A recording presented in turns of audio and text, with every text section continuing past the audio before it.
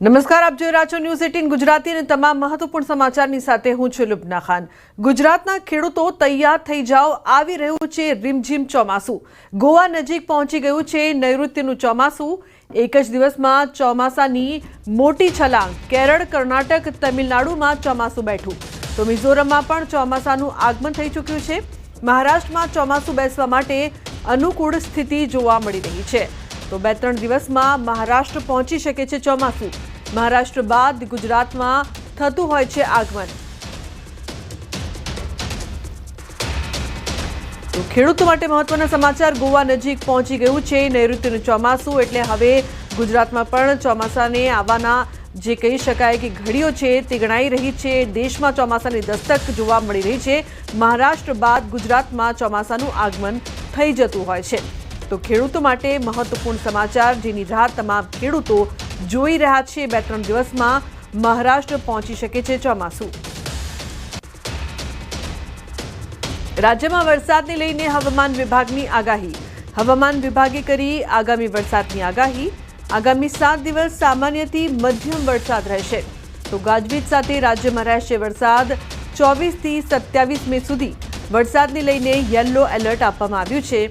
આજે દક્ષિણ ગુજરાતમાં ભારે વરસાદ, તો સૌરાષ્ટ્રમાં પણ રહેશે भारी वरसाद।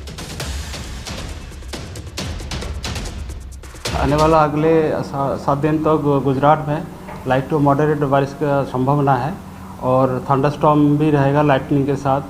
पहला दिन आज का जो 24 मई है, इसमें जो विंड स्पीड रहेगा 50 to 60 किलोमीटर प्रति घंटा में रहेगा और उसके आगे विंड स्पीड थोड़ा कम होगी, 40 to 50 किलोमीटर प्रति घंटा विंड स्पीड रहेगी। और अभी जो बारिश का स्थिति रहेगा, हेवी रेनफॉल का वार्निंग भी दिया गया है। ગુજરાતમાં ચોમાસાને લઈને અનુમાન હવામાન વિભાગે આપી માહિતી। ગુજરાતમાં 16 જૂનથી બેસી શકે છે ચોમાસું। બદલાતી પરિસ્થિતિમાં તારીખમાં ફેરફાર પણ થઈ શકે છે। नॉर्मल हमारा गुजरात की नॉर्मल डेट है 16 जून है। अभी देखते हैं, मानसून तो अभी आगे बढ़ रहा है, टाइम के साथ हम अपडेट करेंगे टाइम टू टाइम। तो સૌરાષ્ટ્રના દરિયાકાંઠે પવન સાથે વરસાદની શક્યતાની વચ્ચે એલર્ટ આપવામાં આવ્યું છે। જાફરાબાદ બંદર પર દરિયામાં આજથી કરંટ શરૂ થયો। દરિયામાં હાઈટાઈડ જેવી સ્થિતિની વચ્ચે 1 નંબરનું સિગ્નલ લગાવ્યું છે। માછીમારોને દરિયો ન ખેડવાની સૂચના મળી છે। જાફરાબાદ, શિયાળબેટ, પીપાવાવ પોર્ટ, ધારાબંદર દરિયામાં હાઈટાઈડ તકેદારીના ભાગરૂપે સિગ્નલ લગાવી લોકોને સાવચેત કર્યા। તો આગામી કલાકો બાદ દરિયો વધુ ગાંડોતુર બની શકે છે। સૌરાષ્ટ્રના દરિયાકાંઠે એલર્ટ આપવામાં આવ્યું છે। દરિયામાં હાઈટાઈડની વચ્ચે 1 નંબરનો સિગ્નલ લાગુ કરવામાં આવ્યો છે। તકેદારીના ભાગરૂપે સિગ્નલ લગાવવામાં આવ્યું છે। તો રાજ્યમાં પડેલા કમોસમી વરસાદના કારણે ખેડૂતોને ભારે નુકસાન થયું છે। સૌરાષ્ટ્ર, મધ્ય ગુજરાત તેમજ દક્ષિણ ગુજરાતના અનેક જિલ્લામાં ખેડૂતોના પાક જમીનદોસ્ત થયા છે। બાગાયતી પાકો જેમ કે કેરી, દાડમ, કેળા, લીંબુ, જામફળ અને પપૈયાને મોટું નુકસાન થયું છે। તો ખેત પાકમાં મગ, અડદ, તલ અને બાજરાનો પાક પણ વરસાદી અસર હેઠળ આવ્યો છે। ત્યારે પાક નુકસાની અંગે કિસાન કોંગ્રેસના પ્રદેશ અધ્યક્ષ પાલભાઈ આંબલિયાએ કોઈ કૃષિ સહાય પેકેજ જાહેર કરવા માંગ કરી છે। કમોસમી વરસાદ અલગ અલગ ગુજરાતના વિસ્તારોમાં પડે જ છે, સતત પડે છે। કેરી હોય, દાડમ હોય, પપૈયા હોય, કેળ હોય, આ તમામ બાગાયતી પાકો, ડાંગર, બાજરો, મગ, તલ જેવા પાકોને, ખેતીના પાકોને ખૂબ મોટું નુકસાન છે। સેટેલાઇટ સિસ્ટમ તમારી ક્યાં ગઈ છે? એનાથી 24 કલાકમાં ચેક કરો કે ખેડૂતના ખેતરમાં રાયડો છે, ખેડૂતના ખેતરમાં તુવેરનું નુકસાન છે, ખેડૂતના ખેતરમાં આંબાનું નુકસાન છે, તલનું નુકસાન છે, કેળનું નુકસાન છે। ચેક કરો અને ખેડૂતોને તાત્કાલિક વળતર આપો। તો સુરેન્દ્રનગર જિલ્લામાં તાજેતરમાં વાવાઝોડા અને કમોસમી વરસાદના કારણે ખેડૂતોને આર્થિક ફટકો અને નુકસાન વેઠવાનો વારો આવ્યો છે। ખેડૂતોએ મહા મહેનતે તૈયાર કરેલ તલના પાકને મોટા પાયે નુકસાની થતાં કુદરતની આ કારમી થપાટ સામે જગતનો તાત લાચાર બન્યો છે। ચાલુ વર્ષે 33,000 હેક્ટર કરતાં વધુ જમીનમાં ઉનાળુ પાકનું વાવેતર કરવામાં આવ્યું હતું, જેમાં સૌથી વધુ 20,000 હેક્ટર જમીનમાં તલનું વાવેતર કર્યું હતું. પરંતુ તાજેતરમાં હવામાન વિભાગની આગાહી મુજબ ભારે પવન સાથે કમોસમી વરસાદ થતાં તલના પાકનો સોંત વળી ગયો. મોટા પાયે નુકસાન થતાં ખેડૂતો સરકાર પાસે સહાયની માંગ કરી રહ્યા છે.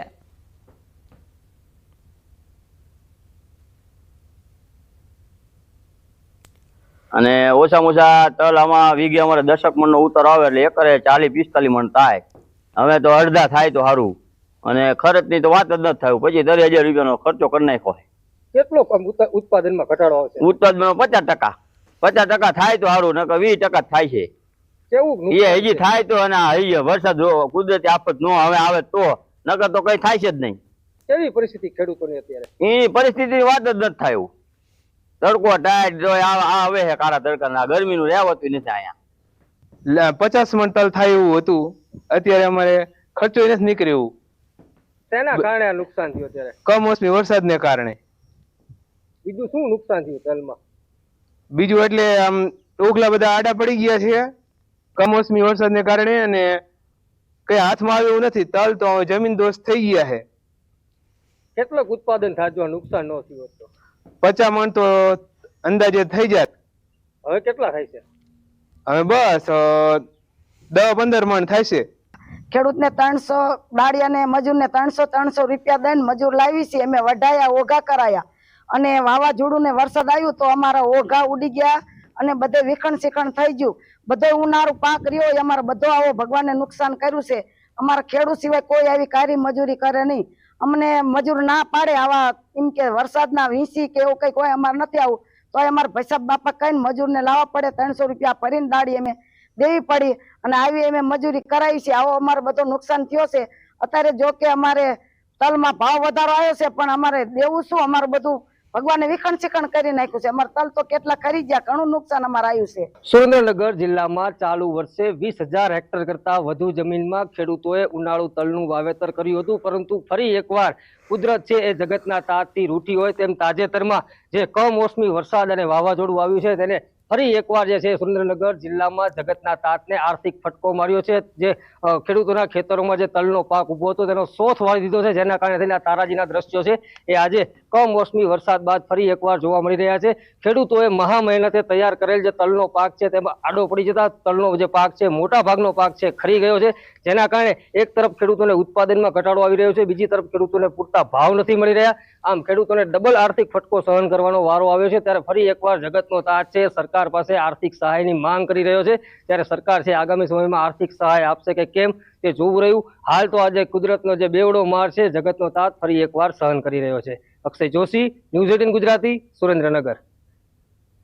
તો વલસાડ જિલ્લામાં ચોમાસાનો માહોલ જામ્યો છે. વાપી મહાનગરપાલિકા દ્વારા પ્રી મોન્સૂન કામગીરી શરૂ કરાઈ છે. વરસાદના કારણે પાણી ભરાવાની સમસ્યા ન થાય તે માટે આગોતરા તૈયારી કરવામાં આવી છે. ખાસ કરીને પાણી ભરાવાવાળા વિસ્તારોમાં ખાસ ધ્યાન આપવામાં આવી રહ્યું છે. જો કે કામની વચ્ચે રસ્તાઓ પર ખોદકામ થતા શહેરીજનો હાલ મુશ્કેલીઓનો સામનો કરી રહ્યા છે. પ્રી મોન્સૂનમાં આપણે મેઇનલી જે અંડરગ્રાઉન્ડ ડ્રેન્સ છે એની ક્લિનિંગ, જે વરસાદી પાણીના નિકાલના રસ્તાઓ છે એની ક્લિનિંગ, અને છેલ્લે આપણે મોટી મોટી ખનકીઓ છે જેથી પાણી નદી સુધી જાય છે એની ક્લિનિંગનું કામ ચાલે છે. તો અમદાવાદથી રાજસ્થાન જઈ રહેલી બસને નડ્યો અકસ્માત. 3ના મોત થયા છે, 21 મુસાફરો ઘાયલ થયા છે. ભીલવાડા હાઈવે પર 3 થી 4 વખત બસ પલટી ખાધી. ઘાયલોને સરકારી હોસ્પિટલમાં ખસેડવામાં આવ્યા છે. તો એકની હાલત ગંભીર થતાં વધુ સારવાર માટે ઉદયપુર રેફર કરાયા છે. કાંકરોલી પોલીસ ઘટના સ્થળે પહોંચી છે અને દુર્ઘટનાની તપાસ હાથ ધરી છે. તો મહત્વનું છે કે ભીલવાડા હાઈવે પર 3 થી 4 વખત બસ પલટી ખાધી. ઉલ્લેખનીય છે કે અકસ્માતમાં રાજસ્થાન જઈ રહેલી બસનો અકસ્માત નડ્યો હતો, જેમાં અનેક લોકો ઘાયલ થયા છે, જેમને હોસ્પિટલ ખસેડાયા, જ્યારે 3ના મોત નિપજ્યા. इस बस कैजुअलिटी के अंदर करीबन 24 मरीज हैं जिनको चोट पहुंची है, और 24 में से 3 की डेथ हो गई है यहाँ पर. વીજ કંપનીના ધાંધિયાથી ખેડાના સંધાણા ગામના લોકો ત્રાહિમામ પોકારી રહ્યા છે. ક્ષતિગ્રસ્ત ટ્રાન્સફોર્મર લગાવતા લોકોને આખી રાત ગરમીમાં રહેવું પડ્યું. ગામમાં છેલ્લા 5 દિવસથી લાઇટની સમસ્યા છે. હવે સૌથી મોટી વાત એ છે કે ટ્રાન્સફોર્મર લગાવ્યાના 1 દિવસમાં જ સમસ્યા સર્જાઈ. અચાનક હાઈ વોલ્ટેજ થવાના કારણે 200થી વધુ મકાનોમાં ટીવી, ફ્રીજ, પંખા, લાઇટો જેવા ઉપકરણો ઉડી ગયા. સ્થાનિકો તો કહી રહ્યા છે કે માંડ કરીને ઘરમાં ઇલેક્ટ્રિક વસાવ્યા હોય તે ખરાબ થઈ ગયા. હવે તેનું વળતર કોણ આપશે?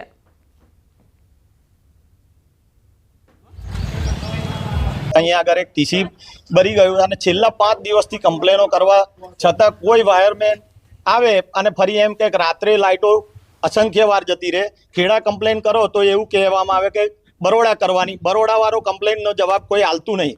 અને કાલે તો નવું ટીસી બેહાડવામાં આવ્યું. નવું ટીસી બેહાડે ફરી 200 ઘરમાં લાઇટ, પંખા, એસી, ફ્રીજ બધું લોકોનું ભરી ગયું. સામાન્ય પબ્લિક અત્યારે પૈસા કઈથી લાવશે આ બધા? ટ્રાન્સફોર્મરના અંદરનો કોઈ ફોલ્ટના લીધે શું ફોલ્ટ હશે? બસ ન્યુટ્રલ વાયર છૂટો પડી ગયો અંદરથી લાગે છે. મેઘર અમે કર્યું એમાં એવું બતાવે છે. શેની અંદર છૂટો પડ્યો? ટ્રાન્સફોર્મરની અંદર. આ તો હજી કાલે જ ચડાવ્યું. આ તો કાલે કંપનીમાં આવેલું ચડાવેલું છે. તો પીએમ મોદીના રોડ શોને લઈને તૈયારી તેજ કરવામાં આવી છે. અમદાવાદમાં કેટલાક રોડ્સ બંધ રહેશે. 26મીએ સાંજે પીએમ મોદીનો યોજાશે રોડ શો.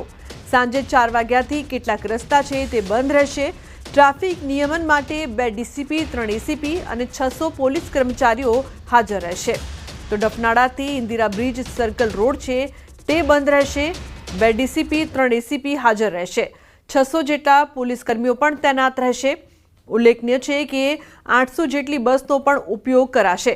ઇમરજન્સીમાં 1095 ટ્રાફિક કંટ્રોલ રૂમનો સંપર્ક કરી શકાશે. તો તમામ તૈયારીઓ છે તે કરવામાં આવી છે. સાંજે 4 વાગ્યાથી કેટલાક રસ્તાઓ બંધ રહેશે.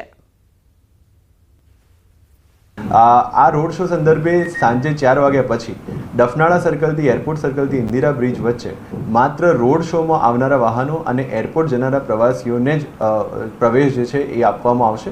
એ સિવાય જે લોકો અમદાવાદથી ગાંધીનગર ડેલી અપડાઉન કરે છે એ તમામને નમ્ર નિવેદન છે કે આ સમયગાળા પૂરતું પોતાની જે અવરજવર છે એ ડફનાળાથી રામેશ્વર થઈ, નરોડા પાટિયા થઈને ચિલોડા સર્કલથી ગાંધીનગર અથવા જે લોકો સુભાષ બ્રિજથી નીકળે છે એમને સુભાષ બ્રિજથી ગિરધરભાઈ ચિમનભાઈ બ્રિજ થઈ, વિસદ સર્કલ થઈ અને તપોવન જુંડાલથી ગાંધીનગર જવા માટે વિનંતી છે. તો 26મીએ વડાપ્રધાન નરેન્દ્ર મોદી વડોદરાની મુલાકાતે આવી રહ્યા છે. વડાપ્રધાનના આગમનને લઈને વડોદરામાં તડામાર તૈયારીઓ કરવામાં આવી રહી છે. વડોદરાના જૂના એરપોર્ટના ગેટથી એરફોર્સના ગેટ સુધી 650 મીટરનો રોડ શો યોજવામાં આવશે. રોડ શોને લઈને સમગ્ર રૂટને શણગારવામાં આવી રહ્યા છે.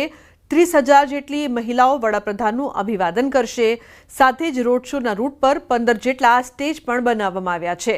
રૂટ પર મોટા મોટા કટઆઉટ તેમજ બ્રહ્મોસ મિસાઇલ, રાફેલ સહિતના પોસ્ટર લગાવવામાં આવ્યા છે. વડોદરાવાસીઓમાં પીએમના આગમનને લઈને અનેરો ઉત્સાહ જોવા મળી રહ્યો છે. ઓપરેશન સિંદૂરની સફળતા બાદ પહેલી વખત વડાપ્રધાન નરેન્દ્ર મોદી ગુજરાત પ્રવાસી છે. ત્યારે 26મી તારીખની વાત કરીએ તો 26મી તારીખે જે વડાપ્રધાન છે તેઓ વડોદરાના પણ મહેમાન જે છે તે બનવાના છે અને 650 મીટરનો નાનો એક રોડ શો જે છે તે વડાપ્રધાનનો યોજાવાનો છે. ત્યારે તમે આ દ્રશ્યો જોઈ રહ્યા છો કે વડોદરાનું જે જૂનું એરપોર્ટ છે ત્યાં વડાપ્રધાનના આગમનને લઈને તડામાર તૈયારીઓ જે છે તે કરવામાં આવી રહી છે. જે વૃક્ષો છે તેનું ટ્રીમિંગ કરવામાં આવી રહ્યું છે. તો જે ઇમારત છે અને દરવાજા છે તેને રંગરોગાન જે છે તે કરવામાં આવી રહ્યું છે. અલગ અલગ સ્ટેજ જે છે તે રોડ શોનો જે રૂટ છે તેના પર બનાવવામાં આવ્યા છે. એટલે ટૂંકમાં કહીએ તો હવે તંત્ર પાસે ખૂબ ઓછો સમય છે. ત્યારે એક મિનિટ જે છે તેને ધ્યાનમાં રાખીને આ તમામ પ્રકારની તૈયારીઓ જે છે તે પૂરજોશમાં કરવામાં આવી રહી છે. કાર્યક્રમની વિશેષતાની વાત કરીએ તો 30,000 જેટલી મહિલાઓ જે છે તે વડાપ્રધાન નરેન્દ્ર મોદીનું જે છે તે અભિવાદન કરશે. અને આ જે રોડ શોનો રૂટ છે ત્યાં 15 જેટલા સ્ટેજ જે છે તે બનાવવામાં આવ્યા છે. અને ઓપરેશન સિંદૂરના જે કટઆઉટ જે છે તે આખા રૂટ ઉપર મૂકવામાં આવ્યા છે. જેમાં જે બ્રહ્મોસ મિસાઇલ છે, રાફેલ સહિતના વિવિધ પોસ્ટર જે છે તે એના કટઆઉટ જે છે તે આખા રોડ પર જે છે તે લગાવવામાં આવ્યા છે. ત્યારે જોઈ શકાય છે કે કઈ રીતે જે તંત્ર છે તેમના દ્વારા તૈયારીઓ જે છે તે કરવામાં આવી રહી છે. અને મેં કીધું પ્રમાણે કે સમય ખૂબ ઓછો છે, માત્ર હવે એક જ દિવસ આડો છે. ત્યારે આ તંત્ર જે છે કોઈપણ જાતની ચૂક ન રહી જાય તેનું ખાસ ધ્યાન રાખી રહ્યું છે. અને અહીંયા રસ્તાના દ્રશ્યો પણ તમે જોઈ રહ્યા છો કે રોડ ઉપર નાગરિકો માટે જે છે વિશેષ વ્યવસ્થા કરવામાં આવી છે. જ્યારે વડાપ્રધાન અહીંયાથી પસાર થશે ત્યારે જે મહિલાઓ છે, નાગરિકો છે, તેઓનું અહીંયાથી જ અભિવાદન જે છે તેઓ ઝીલવાના છે અને સ્ટેજ જે છે જુદા જુદા બનાવવામાં આવી રહ્યા છે. અને વડોદરામાં વડાપ્રધાનનું જે આગમન થવા જઈ રહ્યું છે તેને લઈને જે વડોદરાવાસીઓ જે છે તેઓની અંદર અનેરો ઉત્સાહ જે છે તે જોવા મળી રહ્યો છે. હાર્દિક દીક્ષિત, ન્યૂઝ 18 ગુજરાતી, વડોદરા. તો સુરતમાં અસામાજિક તત્વો પર તવાઈ યથાવત છે. માથાભારે સજ્જુ કોઠારીના દબાણો પર દાદાનું બુલડોઝર ફર્યું. સજ્જુ કોઠારીએ સરકારી જમીન પર ઊભું કર્યું છે દબાણ. ખંડણી, મારામારી, ગુજસીટોકના ગંભીર ગુનાનો આરોપી છે. અઠવા પોલીસે મનપાની ટીમ સાથે હાથ ધર્યું છે ડિમોલિશન. મોટી સંખ્યામાં ગોઠવાયો છે પોલીસ બંદોબસ્ત.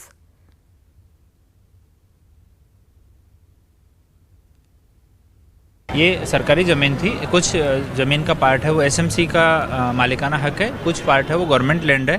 और वो गवर्नमेंट लैंड पहले जब ये सज्जू कोठारी पे गुच्छे टोक किया गया था उस टाइम पे ये पुलिस चौकी बनाने के लिए अलॉट किया गया था.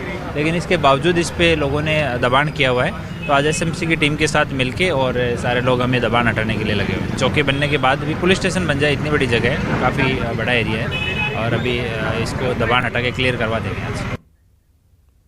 નર્મદામાં ડિમોલિશન મામલે સાંસદ મનસુખ વસાવાએ નારાજગી વ્યક્ત કરી છે. સ્ટેચ્યુ ઓફ યુનિટીની સામે અસરગ્રસ્તો અને સ્થાનિક અસરગ્રસ્તોની દુકાન અને મકાનો તોડી પડાતા સીએમને પત્ર લખી નારાજગી વ્યક્ત કરી છે. ડિમોલિશનના કારણે નુકસાન થયું તે અંગે સ્થાનિકો સાથે બેઠક કરીને ચર્ચા કરવાની માંગ કરી છે. વધુમાં તેમણે કહ્યું કે ચોમાસું નજીક આવી રહ્યું છે ત્યારે લોકોના મકાનો પાડી દેવા ઉતાવળું પગલું ગણાવ્યું છે. નોટિસ આપી કે જે પણ આપ્યું છે પણ એમને સામે ચોમાસે આજે ઘરો તોડવા અને જ્યાં એમનો જીવન નિર્વાહ આદિવાસી મેળવતા હતા એ તોડવું એ સરકારનો કે સ્ટેચ્યુ ઓફ યુનિટીના સત્તાધીશોનું ઉતાવળું પગલું છે. જો ખાસ કરીને જે ઘરો જે તોડી નાખ્યા એ ઉતાવળી પગલું છે. એ ઘરો ન તોડવા જોઈતા હતા. હવે તાત્કાલિક આ ઘરો તોડ્યા છે એમાં સરકારે એવો નિર્ણય લેવો છે કે ચોમાસામાં એમને તાગપત્રાના શેડ બનાવી દેવા જોઈએ. એમના જે રોજગારી જે પ્રકારે ચાલતી હતી એ રાબેતા મુજબ રોજગારી ચાલે એ રીતના કોઈકને કોઈ પ્રકારની વ્યવસ્થા કરવી જોઈએ. તો બુલેટિનમાં હાલ રોકાઈશું એક બ્રેક માટે. આપ જોતા રહો ન્યૂઝ 18 ગુજરાતી.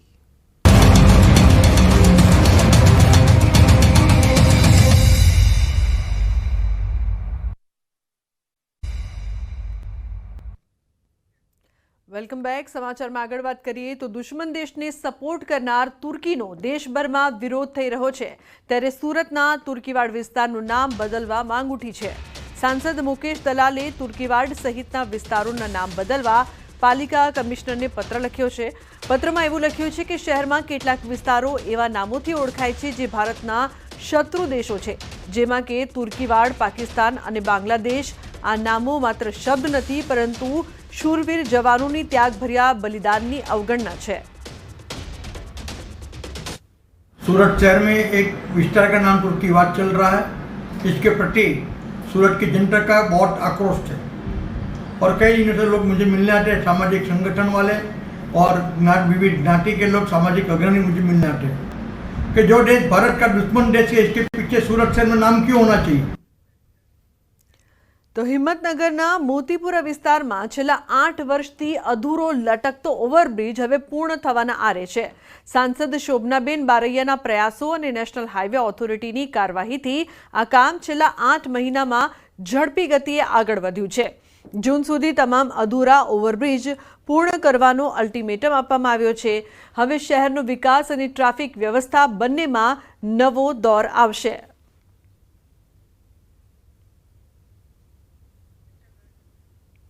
तो ओवरब्रिजનું કામ અંતિમ તબક્કામાં છે. જલ્દી આ કામ પૂર્ણ થઈ જશે તેવી આશા. 8 વર્ષથી અટકેલું આ કામ 8 મહિનામાં પૂર્ણ થશે. આજે નેશનલ હાઈવે પર જે બ્રિજ બની રહ્યા છે એમાં મોતીપુરા બ્રિજ છે એનું અમે નિરીક્ષણ કરવા આવ્યા છીએ. અધિકારીઓ સાથે વાત કરી છે, એમને સૂચના પણ આપી છે કે આ ઝડપથી બ્રિજનું કામકાજ પૂરું થાય. રિલાયન્સ ઇન્ડસ્ટ્રીઝના ચેરમેન મુકેશ અંબાણી પુત્ર આકાશ અને પુત્રવધુ શ્લોકા સાથે ભગવાન દ્વારકાધીશના મંદિરે પહોંચ્યા, જ્યાં તેમણે ભગવાન દ્વારકાધીશના દર્શન કરી મંદિરમાં રાજભોગના પણ દર્શન કર્યા. મંદિરના પૂજારીએ પણ અંબાણી પરિવારના સભ્યોને ભગવાન દ્વારકાધીશની પાદુકા પૂજન કરાવી આશીર્વચન આપ્યા હતા. સાથે અંબાણી પરિવારના સભ્યોએ દ્વારકાધીશજીની ધ્વજાનું પણ પૂજન કર્યું હતું. તો ખાસ ભગવાનના આશીર્વાદ તેમણે મેળવ્યા. પુત્ર આકાશ અને પુત્રવધુ શ્લોકાએ પણ કર્યા દર્શન.